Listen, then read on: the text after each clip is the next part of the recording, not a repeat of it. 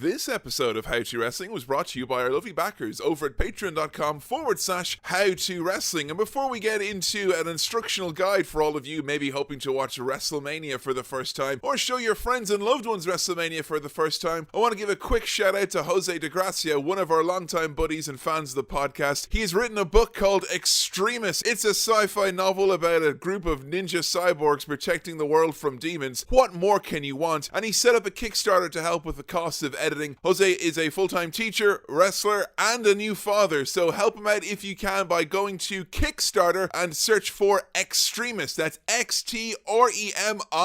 Check it out, there are some extracts available. It is a fabulous read and an absolute wild time. But for now, settle back and enjoy this. It is time for the WrestleMania 35 Primer episode.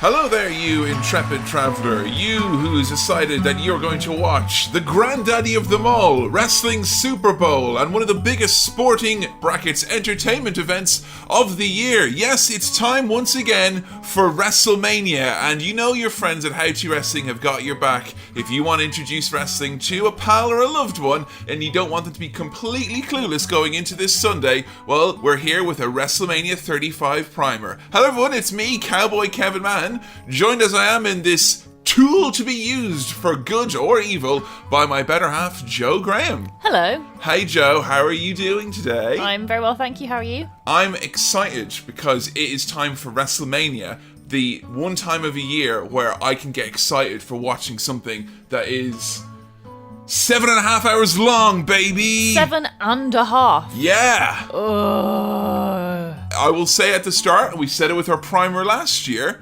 plan accordingly. Now, if you're in the United Kingdom, alright, and if you think, if you're an adult and you've got this figured out, skip forward 10 minutes. But if you need some hardcore strategy to deal with this, we're about to lay it on you right now. Joe, how are we going to deal with this ridiculous time difference and not lose ourselves in the realms of time? Well, we personally are probably going to completely readjust our sleeping schedules so that it doesn't completely mess up our routine. But for most people, they can't do that. Sometimes, you've got to book off maybe the day of work on a Monday so you can actually stay up and watch WrestleMania. Sometimes, it's necessary to book time off in advance. But I think for us, the main thing that we do to prepare for the epic, can't believe it's going to be 7.5 hours long this year, WrestleMania, is we plan our food very carefully. Aha, so that means not only in addition to on Saturday going to bed at an unreasonably late time, stay up and watch an NXT show or something like that. There'll be loads of great wrestling on that weekend. It is a great excuse to stay up really late the night before. Yeah, perhaps you could build a fort cushion, a cushion fort, yeah, or a banquet wigwam, something like that. You can make any sort of a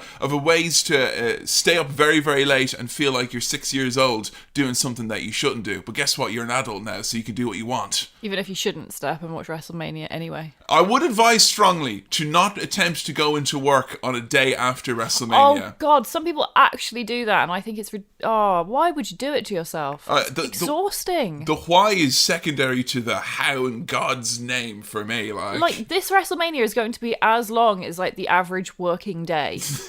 Why would you do it to yourself? Why would you go through that and then get like 2 hours of sleep followed by an actual working day? I will point out as well that WWE, if you're listening to this and you're somebody just come into this out of the blue because you've heard all the news about WWE and their lax labour laws and you think, I want to watch that granddaddy of them all. Yet WWE, even though it's a full working day, 7.5 hours, you will not be entitled to any breaks along the way. You will not get a chance to go to the toilet. You will not have a chance for a 1 hour lunch break or every 3 hours a 15-minute little bit of a suss. Not allowed. Yeah, you think Avengers Endgame is bad with over 3 hours. Yeah, WrestleMania is here to ruin everything. But, Jesus. I'm kidding. I love WrestleMania, but it's so long. It's long, which means you gotta plan, okay? You do have to plan. We're not spending WrestleMania this year at home, which is new for us. Yeah, we're being hosted by our friend Billy. So normally Kevin does a huge batch of cooking beforehand, and then we are very well prepared food-wise for our WrestleMania. But this year, I think we have to plan even more carefully. Yeah, I think so, because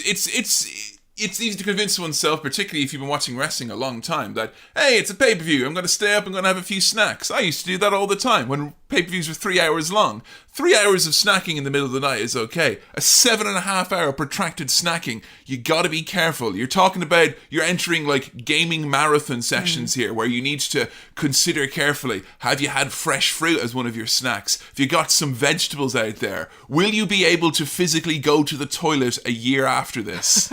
Because the thing about staying up for WrestleMania is it sometimes isn't even a good show. Now, I don't want to put anyone off who's listening to this. You know, this might be your first WrestleMania. Now, I am confident this year is going to be great. It looks like a great show, yeah. I'm so excited for some of these matches. I think it's going to be fantastic. But, you know, they aren't always great, and sometimes you get the occasional match which is a bit dull, and you might find yourself slowly dozing off, which is why it's, again, so important to pace yourself. Yeah, the energy has to be very, very carefully conserved, and this year, we've got a women's main event. I've got to stay up. Yeah. Full 7.5 hours to represent my gender. You can be like, you know what, I'm a little bit sleepy and I'm feminist. I'm a bad feminist, so I'm going to go to bed now. And I know I like to support women, but I'm sleepy.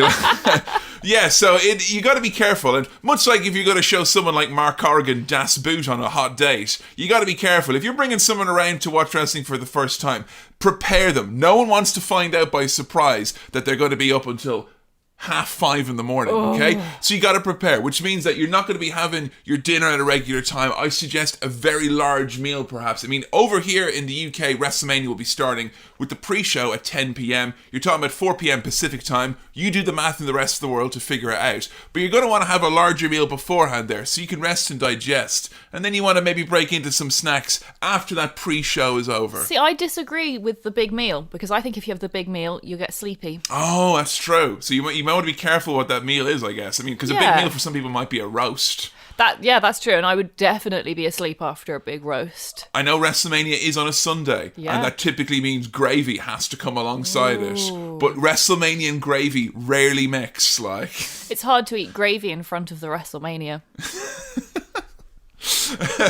So, what we would suggest, now, if you are watching for the very, very first time ever, or you're showing someone for the very first time ever, that pre-show that starts off at 10 p.m., there are going to be a lot of matches on that pre-show and a lot of hype and all that, but it is worth bearing in mind, during that pre-show, which is 2 hours this year. Wow. It's a 2-hour pre-show. The first hour of it, at least, you can expect maybe only one match. It will be a match that's probably they're going to be putting less stock into, and there'll be a lot of video packages, and a lot of these video packages that they play in the pre-show tend to be the video packages that they use to hype you up later on. So in the last few years, I've watched all the pre-shows, and I've watched these video packages, and I've gotten all amped up, and then it's 4 a.m, and it's like the main event is coming up in a bit, and they show me the same video, and it doesn't. So I would say, if you're planning to watch the pre-show, be a bit fast and loose. You know, maybe have some chats with your friends. Don't be like watching it laser focused, because you could spoil it for yourself a little bit later. That is definitely good advice. I think the pre-show is definitely worth watching, especially because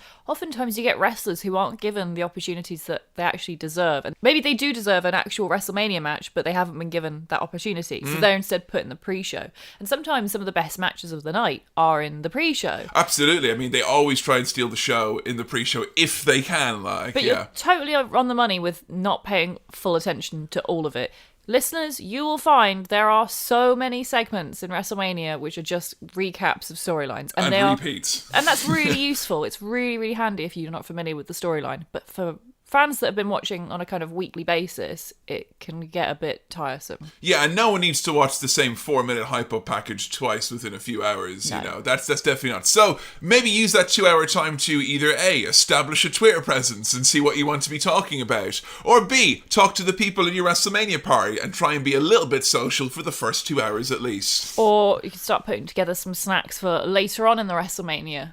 Oh, that's a very, very smart idea, isn't it? I'm just snack obsessed. I mean, I'm snack obsessed, but I'm also as well bearing in mind toilet breaks in wrestling. Very considerate. I heard it was a great tweet the other day from L. Collins where they said that if you're watching a superhero movie and it's like 3 or 4 hours long and you want to know when to go have a wee, it's after the big battle, because then there's going to be like, you know, at least 25 minutes of people looking pensive out of windows. Specifically after the big battle where the heroes lose. Where they lose, yeah. So if there is a big match, and WWE tend to try and have a big match and then have like, you know, little smaller ones after that, chances are you'll have a lot of replays, you'll have a recap package, you'll have some ads. So you'll get around 5 to 10 minutes between a big match and the next one. So you can run off and get yourself a quick wee in those times. So on that beloved pre-show, we have 3 matches which are scheduled already to take place. We have 2 Battle Royales. Firstly, the Andre the Giant Memorial Battle Royale, which is there for all the wrestlers who maybe have not managed to find themselves a main spot on the card or a main feud that gets focused on a singles match or a tag match or whatever.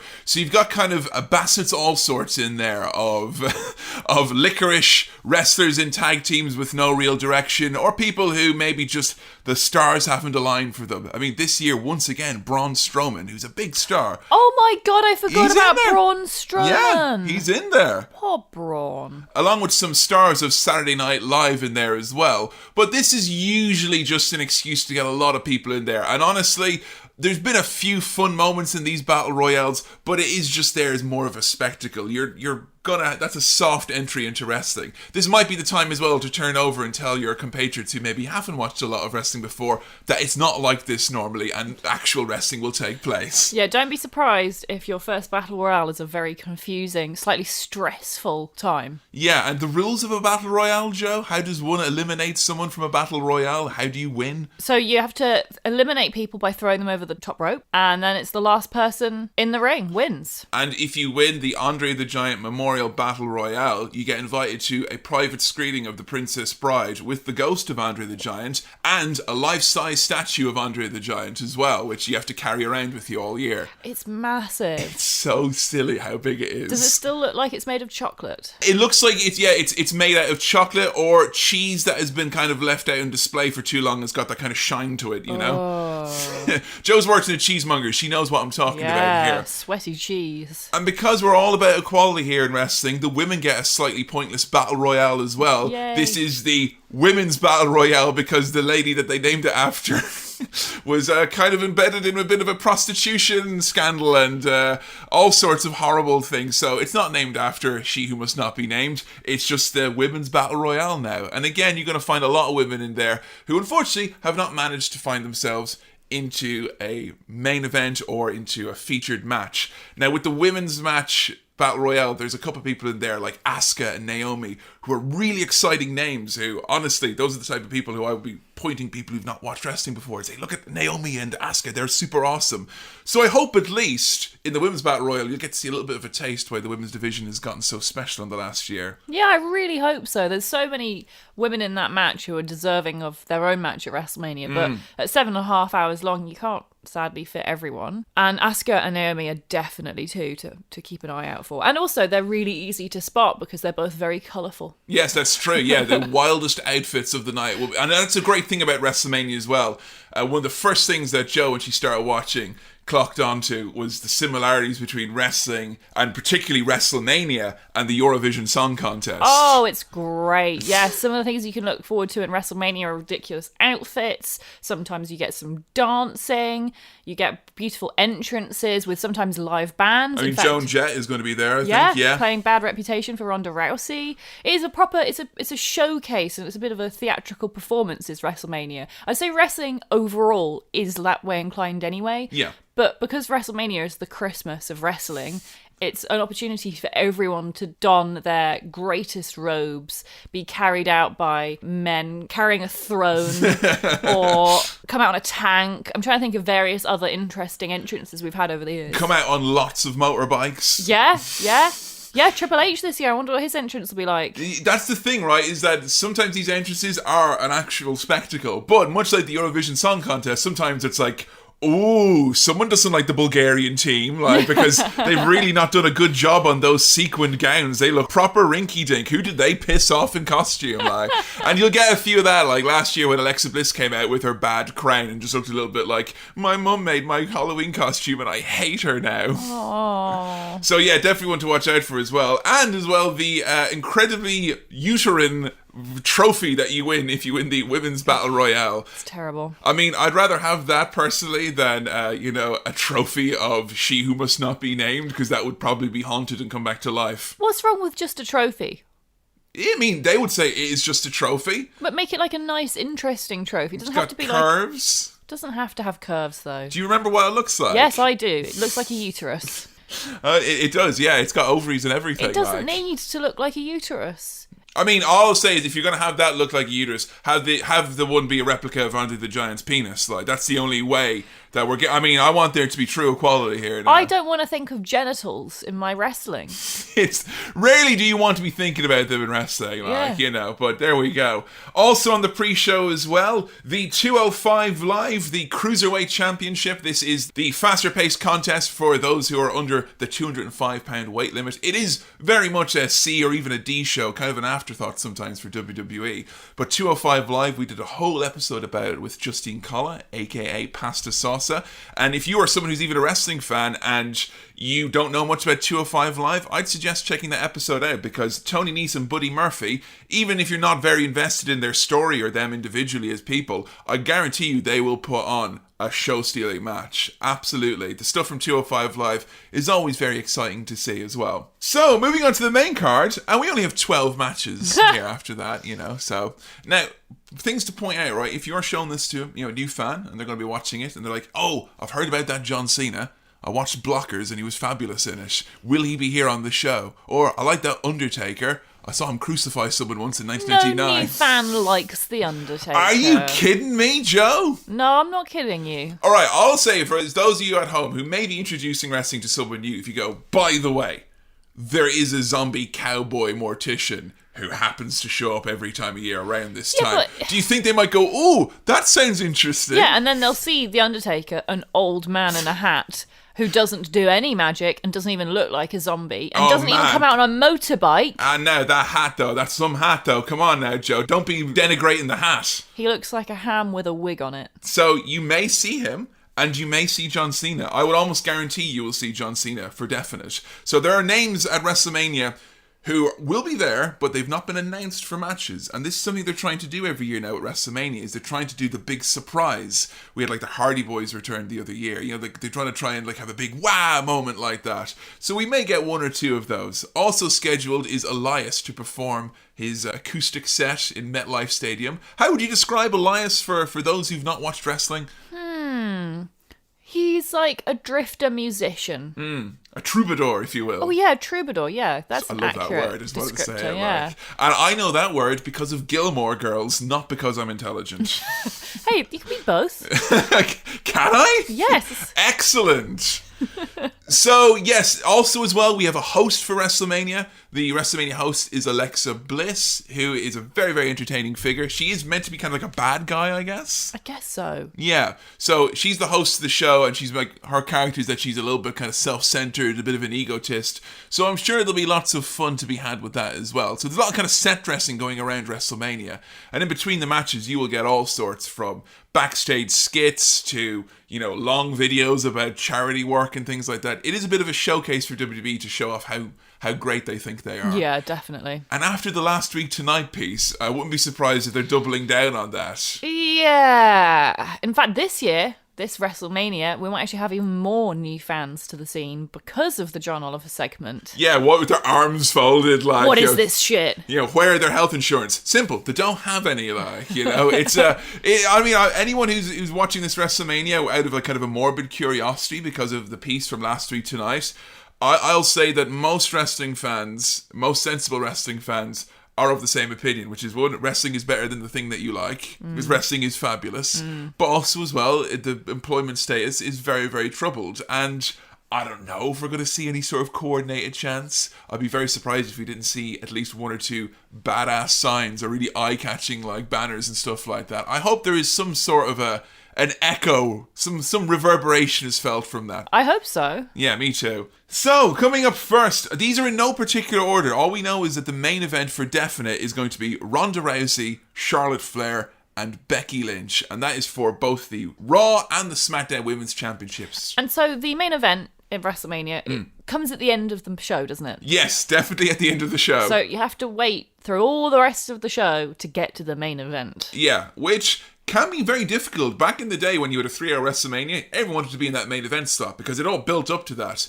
The last few years, the main event has actually struggled more often than not to actually keep the audience in the building. Most people just start trying to beat traffic. And you can't really blame them. Even sitting at home, it's hard to stay energized for all that. But that being said, there's not been a main event in WrestleMania since you and I have been watching that has had the attention of the fans quite like this. How would you describe Ronda Rousey for someone who maybe is living under a rock and doesn't know who she is? Ronda Rousey. Well, she was one of the most famous MMA fighters ever. Past tense. Oh, Joe Graham's calling out Ronda Rousey. I mean, she probably is still the most famous women's MMA fighter. I think so. Even if she's not an active MMA fighter anymore, she retired. So she's now a pro wrestler. She's been with the WWE for about a year now. Just a year last year at WrestleMania, that was her debut. Yeah. And we're all like, what's it gonna be like? And she's not a nice person, as we discuss many, many times on this podcast. We have talked at length about Ronda Rousey's problematic views. Yeah, I mean, if you deny that Sandy Hook happened and you're a transphobe, chances are you're not going to get a lot of love from this corner of the internet. No. Rightly so. But she has come quite a long way as a wrestler. Oh yeah, she is a fabulous wrestler. Like that can't be denied. And even though many rightfully hate her, I am really excited for her to be in this match with Becky and Charlotte. It's going to be exciting because say what you will about Ronda Rousey, she gets a reaction from the crowd, and if you can separate the person from the performer and the performance, well then you're going to enjoy yourself a lot because the performance is always really just engaging. She wrestles like it's, I don't want to say like it's real, but she wrestles with kind of an urgency, like it's a fight that's happening, and it's very refreshing to watch. She's taking on Charlotte Flair. Charlotte Flair is the daughter of the Nature Boy Ric Flair, who's the most decorated wrestler of all time, 16-time world champion, and Charlotte is blazing her own trail and is an absolutely fabulous performer. Also, as well, she is probably one of the most hated characters in wrestling at the moment. Yeah, people really don't like her right now. The story is that because Charlotte is kind of like, she's the statuesque blonde, she calls herself the queen, she's got a proven track record, and she's got deep roots in wrestling. She's like the chosen one. In kayfabe, in the story of wrestling, she is the chosen corporate champion, and they want her because she's a good look for the company, like. And then we've got Becky Lynch. Becky Lynch is Anam Dum, is Misha on fire. Now, Becky calls herself the man. What does that mean in the context of wrestling, Joe? Oh, it means that she's the main person. That's the best way I can think to explain it, because it's not about gender. Yeah. It's about being the best. Now, it's a different conversation, I think, to discuss whether or not the best is inherently associated with the phrase the man.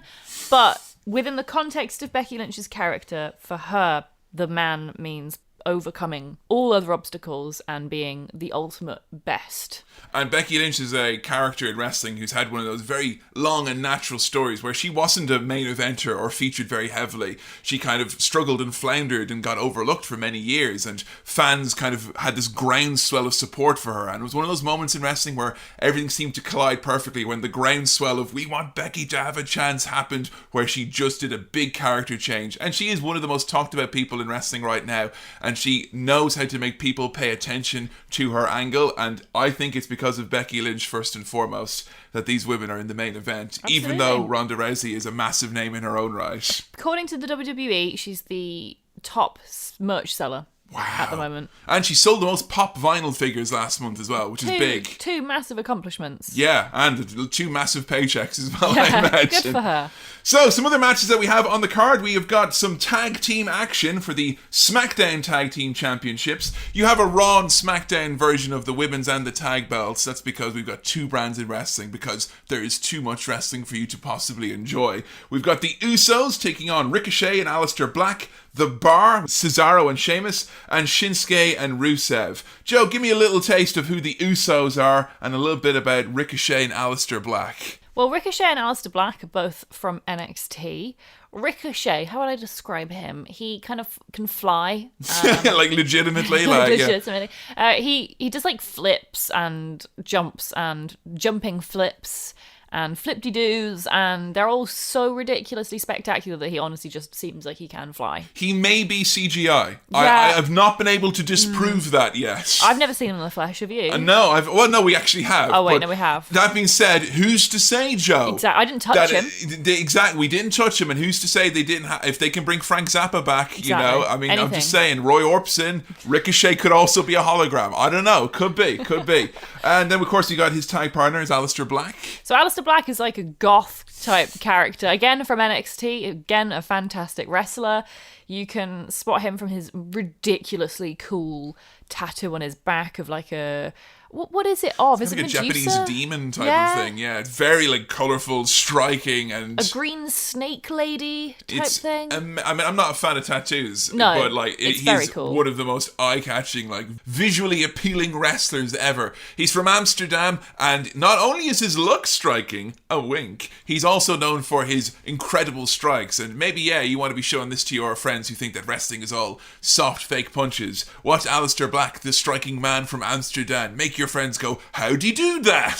They got the Usos as well. Again, how do you describe the Usos? I mean, at the moment, they're playing sort of bad boys. The whole thing is the Uso penitentiary. For kind of like an urban vibe to their character. Yeah, they're twins, the Usos they're as well. Twins. They're Samoan twins. They're kind of edgy. Both terrifying, but also incredibly charismatic and charming, depending on if they're being good guys or bad guys, which they can kind of flip between the two, unlike any other tag team can. They are some of the hardest workers in WWE as well, so you've a good chance of seeing the show being stolen by these guys here, because the people who they're in there against as well, you've got Shinsuke Nakamura and Rusev, two perennial favourites here at How To Wrestling, and one of my all-time favourite tag teams, The Bar, which is Cesaro and Sheamus, who I have to like because he's Irish, and because Cesaro is Swiss and neutral, I also feel very inclined to like him as well. He's just so likeable. And both of those, I mean, everyone in that match is spectacular in their own right. This is one of the matches I'm most excited for, I think.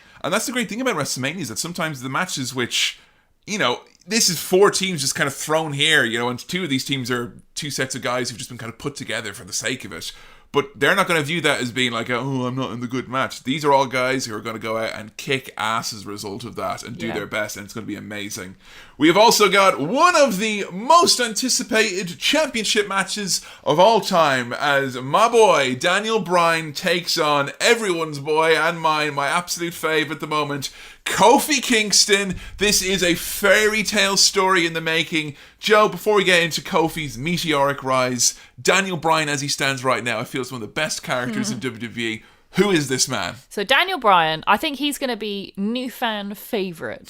If you've not seen any wrestling or not seen much wrestling, I think Daniel Bryan is one that will instantly appeal to new fans because it's so clear what he's about. He's a vegan. He is about saving the planet. He is about protecting animals. You will spot him from his big bushy beard and his cardigans. So is he got like a real soft, cuddly type character? He's like, I love the planet and stuff, right? No, he's a little prick, Daniel Bryan. A few months ago, he came to a WWE show where they were selling a burger, and then he just kicked the stall up and started smashing things and throwing t-shirts around. He hates processed meat almost as much as he hates those who eat processed meat. Yeah, exactly. He's always accompanied by a big fellow called Eric Rowan. Keep an eye out for his championship belt, which is made of hemp. Yeah, it's made out of hemp and entirely renewable materials. Like driftwood. It's brilliant, yeah. He's basically gotten rid of the old leather and gold belt because it was unsustainable. It's now been replaced by this completely compostable with like nice coloured gemstones. It's fabulous. It's also a really nice looking belt. So he's one of those guys that even though he's a bad guy, he's so entertaining to watch, and I think he's someone that if you're going to show wrestling to someone, he's a great character because he's either going to rile up someone who's never seen wrestling before thinking this guy thinks he's better than me, or you might actually go, yeah, I do want the planet to be saved and sea levels to stop rising catastrophically. Go Daniel Bryan, yay!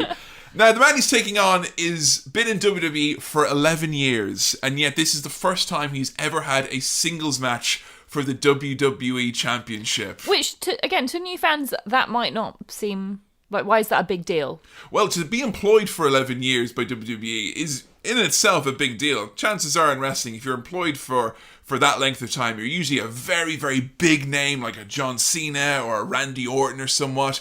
If you're someone who's maybe towards the middle of the card, as Kofi Kingston has found himself most of his career, they usually have a 3 or 4 year career, then they go away from it, maybe they come back, and it's 11 years to be at a certain level, and Kofi's level, he had a massive ceiling over him. He was kept in this middle zone for so long, to the point where I think people thought that he never would have a chance, to the point where him getting a chance has become the most magical story ever, that has managed to effortlessly weave in stories about racial prejudice in WWE, about preconceived notions about what a star is meant to be, about friendship, about love between friends. About black excellence. It's all of these things and more. And WWE has never managed to actually do anything remotely like sensitive subject like this without just fucking smashing with a hammer. Particularly if the chairman of the board and highlight of the John Oliver piece, Vince McMahon, is one of the central characters in this. Vince McMahon, who's very much owning I have historically not been a fan of black wrestlers. He has owned this as part of this story now, where he's like, Kofi, people like you don't get championship opportunities because you're not really championship material, you know? Ugh, and it makes me shudder. It does, and you have Kofi Kingston not responding with, indignation, but responding with kind of the solemnness, and his friends kind of, and the fans gathering around him to give him this energy. And you know what? It's WWE, so anything can happen, and we've had a, WrestleMania main event in the past where we had a similar setup with a deserving black challenger who racial stuff was brought up in the promos and in the storyline, and then he just got beaten really resolutely, and it was the most shocking, sad thing ever. I won't say I'll guarantee that Kofi's going to win, but I'll guarantee this is going to be a very goosebump-inducing, nail-biting moment. If Kofi doesn't win, I riot. So I will say is that, I said earlier in the pre-show, get your dual screening on, get your snacks on, eat all your noisy crisps and all that. But for the sake of those who followed Kofi's career for the last 11 years, or even for the last year, or even the last few weeks, you're going to be invested. So for their sake, let them focus on this match, because it's going to be a fucking big one. And I'm very excited. Also as well on the card, we have got Roman Reigns taking on Drew McIntyre. Drew McIntyre, the Scottish psychopath, a big scary man indeed. And he's focused his attention on Roman Reigns, who's returned recently, Joe, from a lengthy absence. Yeah, he got diagnosed with leukemia sometime last year, and he's been away recovering and healing in that time and looking after himself. And he made his big return last month, and he's looking very, very well. And we're very happy to have him back. I missed Roman so much. Now, in that John Oliver piece, there was a lot of chat about the off-cuff joke where John Oliver said he looked like a paedophile running because his hair is always wet. Yeah, he said his wet hair makes him look like a paedophile on a jog. Bad joke. It's tasteless. I mean, I think what it was perhaps the focus of that segment was the fact that, fans oftentimes let the WWE know who they don't like. And for the last 4 years, the person who they've been letting WWE know who they don't like has been Roman Reigns. Roman Reigns, yeah. This time last year, we had a catastrophically poor main event involving Roman and Brock Lesnar, as the fans just turned on it en masse and just wouldn't stop booing the whole time. Roman being away, and I think the reality of this situation and the fact that it's allowed people to see Roman as a human being and not this fucking concept that's been pushed so hard, has finally allowed, I think, Roman and the fans to kind of appreciate each other a little bit more.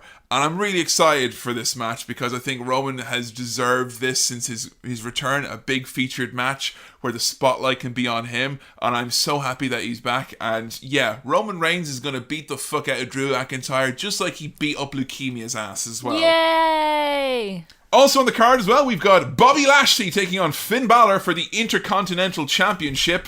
Finn Balor, also from Ireland, he has got a dual persona, and we may see this persona come out. Now, 3 or 4 years ago, this might have seemed like the coolest thing ever, but they did a little bit on the wrestling show before this. They ruined it. He went, ah. What is Finn Balor potentially coming out as? The demon. What is the demon, Joe? It's when Finn Balor puts on some dreadlocks and makes his face look a bit like he's painted on it like a demon. You don't understand, Joe. We've got demons, and sometimes those demons make me culturally appropriate dreadlocks and put them on me head, and I go, and it's mad awkward. The demon used to be cool, but then a way back, Finn Balor was going to fight a guy called Bray Wyatt, and then there was this whole match they were going to have, and the angle to it was ridiculous, and Finn Balor came out as the demon, and it was all a bit silly. And then mumps happened, so the match didn't even end up happening. But ever since then, the demon leaves a poor taste in my mouth. Yeah, I mean, I'm all for elements of the fantastique spelled with a PH like Garth Marenghi would. I'm all for that in my wrestling. I like when there's a little bit of like, ooh, supernatural.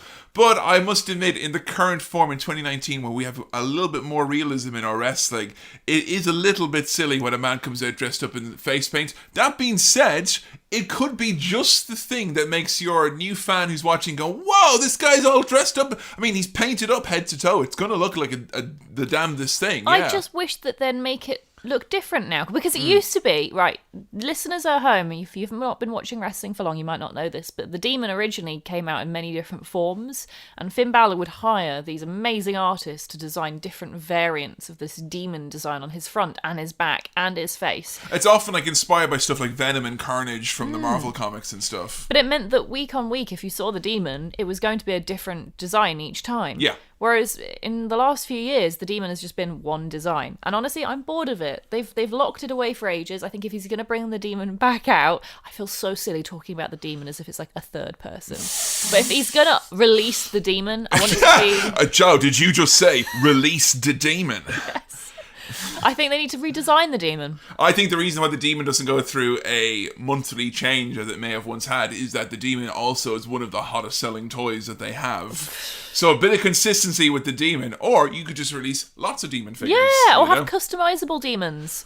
Give the demon a rebrand. But the demon will be taking on a much larger gentleman. We're talking about the specimen himself, the almighty Bobby Lashley, the current Intercontinental Champion. Bobby Lashley is never seen without his loudmouth mouthpiece, the man of the hour, Leo Rush. But how would you describe Bobby Lashley other than the largest man I've ever seen in person? Total hunk. Oh, he's a hunk, is he? Of course he's a hunk. My goodness. This is a proper hunk versus hunk match. This is a game changer right here. There's going to be so many abs in that match. It's going to be ridiculous. I mean, I think Bobby Lashley and Finn Balor, for those who are watching for a first time, may actually fit into the mold of what you think wrestlers will look like. Yeah. Total ripped hunks. In little black pants. In little black pants. That's what I think most people think wrestling is.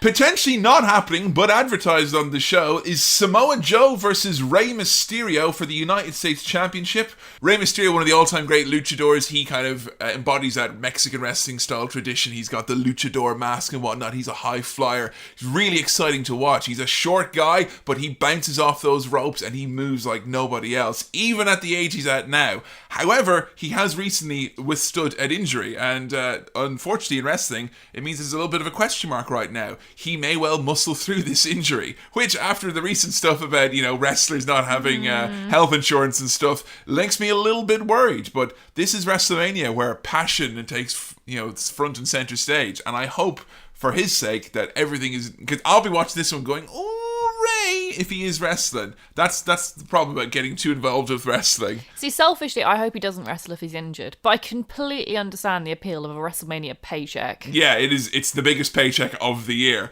But the man he's taking on is one of our absolute favourites here in How to Wrestling, a man we did an episode on very early into the run of this podcast. It's Samoa Joe making his WrestleMania debut. God, is this really his WrestleMania debut? Yeah, he didn't wrestle at last year's WrestleMania. Mad to think that Samoa Joe only now is being on WrestleMania. I know, it's crazy. Wow, he's so good. He is. I mean, how would you describe Joe for the non-fan? Well, he's terrifying. He'll steal your wife and family. I mean, he's all about emotional warfare, is Samoa Joe. And Rey Mysterio's teenage son, Dominic, is part of this storyline. I think he's going to steal his son. He's either going to steal his son... Oh, Dominic, it's for a second. He's already been kidnapped as a child. Yeah, this child has unfortunately had a bit of a sketchy history in wrestling as it relates to being kidnapped and taken away from his actual dad. So, yeah, this may end up with a father being choked out in front of his crying son, a son being choked out in front of his crying father, or a son being taken away by a new father. All I can say is that Samoa Joe, he's like a legit Street Fighter character. He's all about facial expressions, heavy hitting, fast moving, crazy submissions, always entertaining to watch. Also on the card, we have got fatal 4-way tag team match for the Women's Tag Team Championship. So women finally have tag belts in wrestling, which has not happened since the very, very early 80s. Wow. I know, to think. So it's really great to see. We've got the Boston Hug connection, which is Bayley and Sasha Banks, taking on Beth Phoenix and Natalya. Beth Phoenix is a former champion. She's been retired for a few years. She's coming out of retirement for this match, which is really cool. Taking on one of our favourite teams, the Iconics, and Nia Jax and Tamina. So Bayley and Sasha Banks are meant to be kind of like a bit of an oddball best friend tag team, where Sasha, she's the boss. She's kind of sophisticated, classy, cool. She's got a kind of a Nicki Minaj quality, except she doesn't say hateful shit every second week. And then you got Bayley, who loves hugs. So you've got this kind of real oddball pairing. How would you describe the Iconics? Oh, well, they're Australian BFFs. BBFFs. FFFFFFs. Forever and ever and ever and ever and ever. Yeah. They absolutely love each other. They are, like, it's the best of friends. I don't know how to describe them. You're making them seem like the nicest people no, ever. But they're now. not. They're villains. Yeah, like they love each other. They're really loyal. They're really supportive. They're also the most obnoxious, grating, horrible, mean-spirited bullies. Them. They are everything. Like, they've managed to kind of like just pull in every little annoying thing you hate about Instagrammers, beauty bloggers, influencers, YouTube stars. Hey guys, they're that phrase made into a heel wrestling tag team. And I love it because people hate the Iconics so much. They get so wound up by them because they always just do these long kind of promos and stuff like that. How would you describe Nia Jax and Tamina? Nia Jax and Tamina are two very big, powerful, strong women who like to wear a lot of leather and studded leather. They're both mean. They've got Mad Max quality to them at times, I think. Oh yeah, that's accurate. Yeah, they will beat you up. Yeah, they're the kind of powerhouse team essentially. Yeah, absolutely. Yeah. Nia Jax, of course, made some headlines when she entered into the Men's Royal Rumble in January. Of course. So, God, that seems like a lifetime ago. It really does. So, yeah, this will be a very exciting match because, you know, you get the Women's Tag Team Championships. They've only been introduced in the last, 2 months. So this hopefully will get a lot of focus and a bit of time, and they can tell a story with, you know, you've got some very, very well-experienced veteran teams in here. But for, you know, the Iconics, this is their first WrestleMania, and Nia Jax and Tamina, it's their first WrestleMania as a tag team. It will be interesting to see what sort of match gets put together. I'm really excited to see what happens. Also on the card, one which I'm very excited for, as AJ Styles takes on Randy Orton. This is a fight which started out over these two men having very different paths into the WWE. How would you describe Randy Orton, Joe? Well, his dad was a very famous wrestler. His granddad was also a very famous wrestler. Randy Orton is nepotism in the form of a human being. He's fine at wrestling. He's all right. But most importantly, he is an obnoxious, arrogant, nasty heel of a man. Yeah, I mean, Randy can be great, but he very rarely opts to be great. Yeah, which is kind of like, that's what really makes me like him. Yeah, is that he works smart, not hard, as Randy.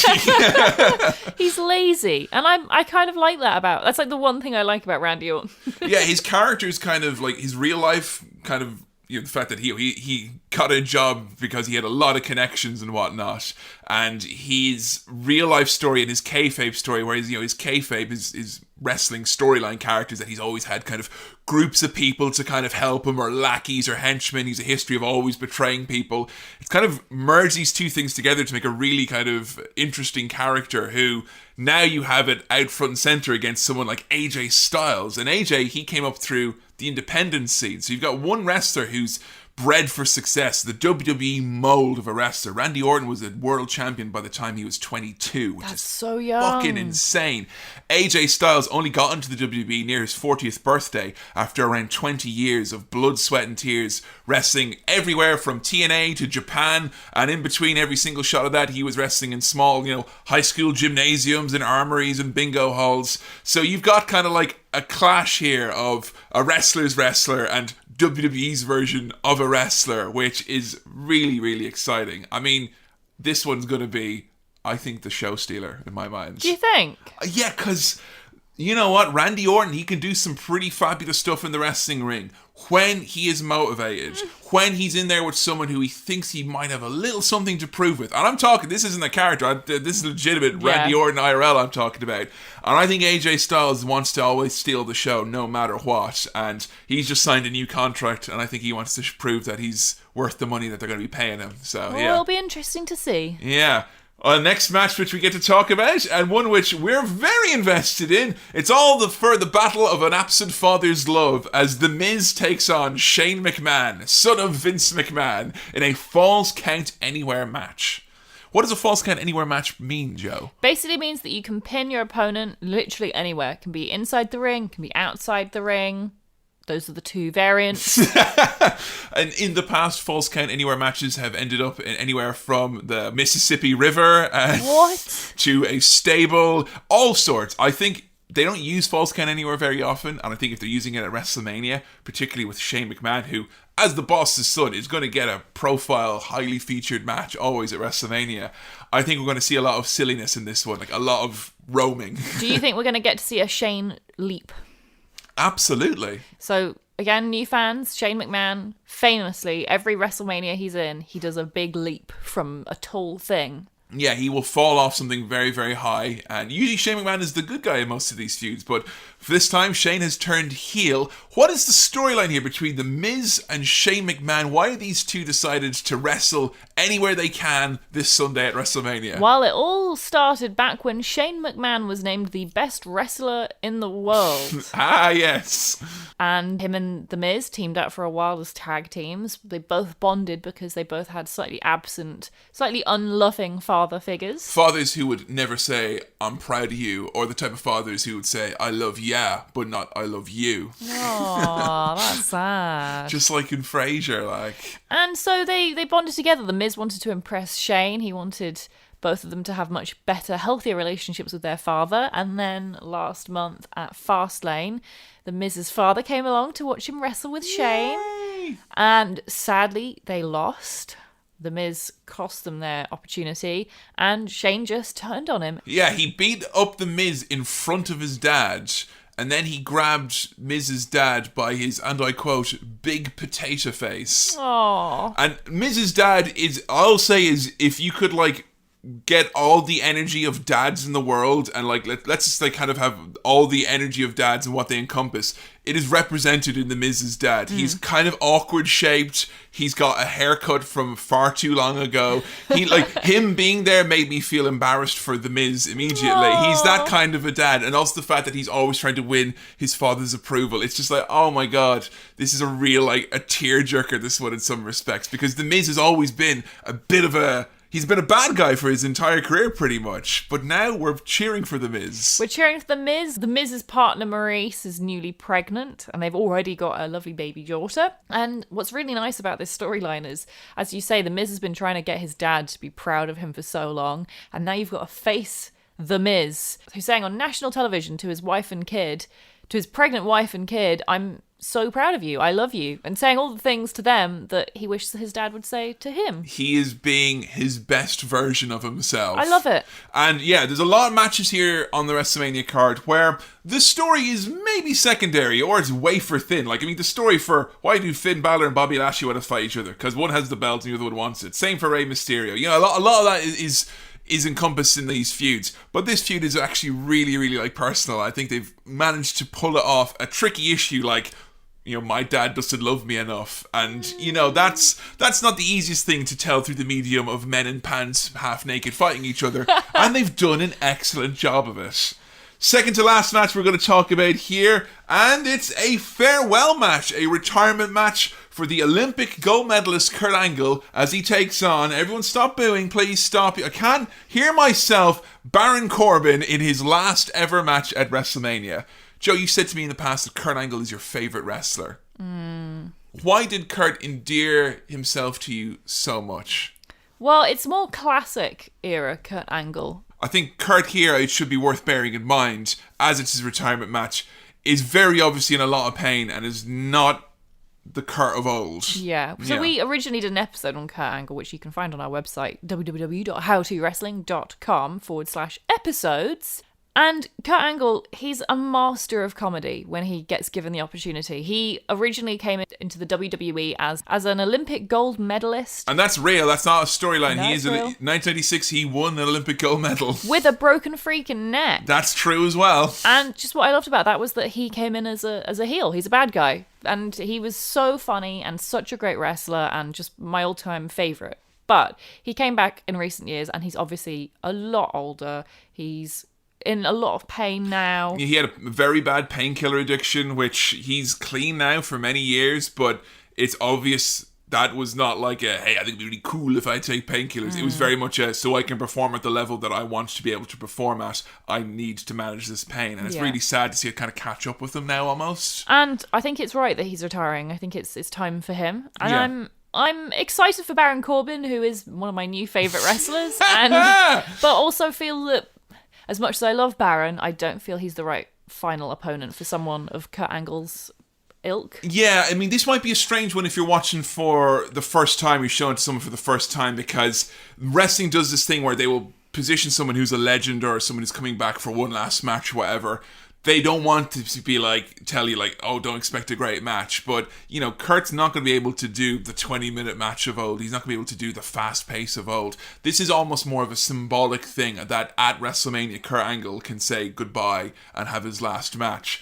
People are taking umbrage with that. It is Baron Corbin, and Baron Corbin is a great bad guy. But he's not a great wrestler. I mean, he's not. And I love Baron Corbin. Yeah. Not a great wrestler. He's a great bad guy. Yes. And I think when people are thinking about a last ever match for someone, you look at like in wrestling's history, when someone has had like a, you know, ahead of time, you know it's their last match. Usually it's someone who they have a lot of history with, or someone who it's like, we need to maybe come full circle. And there was a lot of potential opponents like John Cena, for instance, or even Samoa Joe, who people were floating around thinking, well, that would be a better end than just the baddie who people don't like.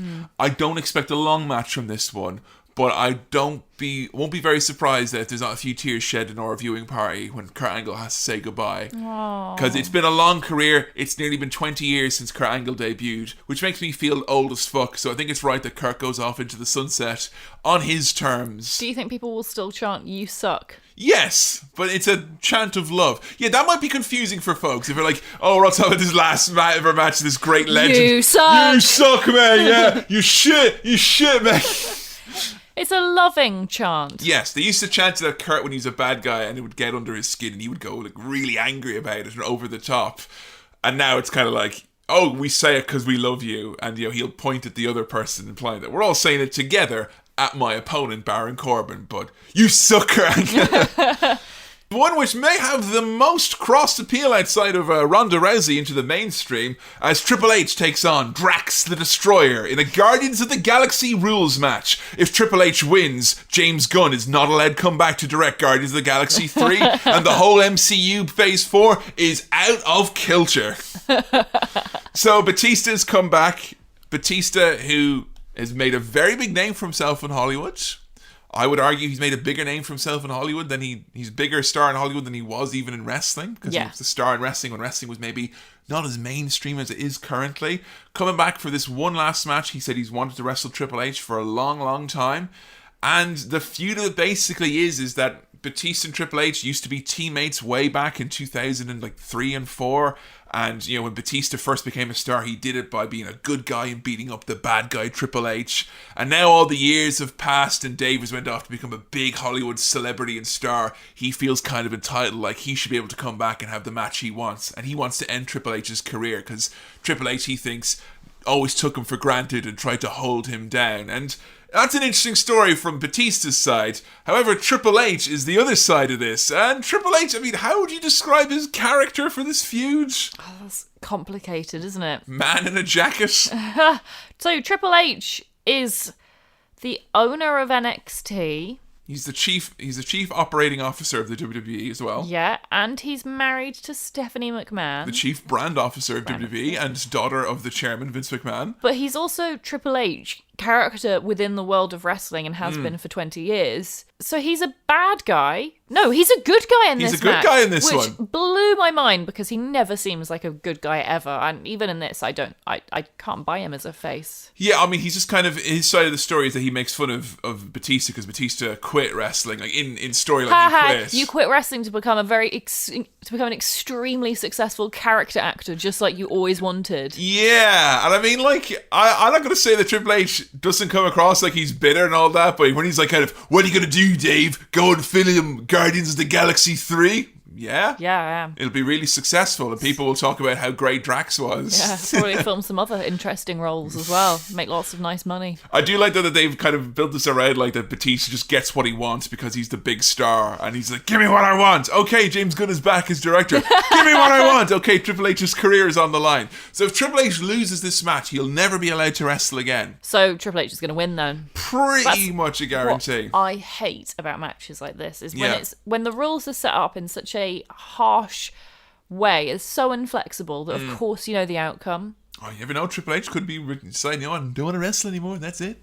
That'd be great. Last match. I hope that happens because I don't think he should be wrestling anymore. I think he's a boring character. If you hear a massive cheer coming from Chester at around 5 in the morning on Sunday, that will be Joe Grant going, yes, Triple H is gone forever.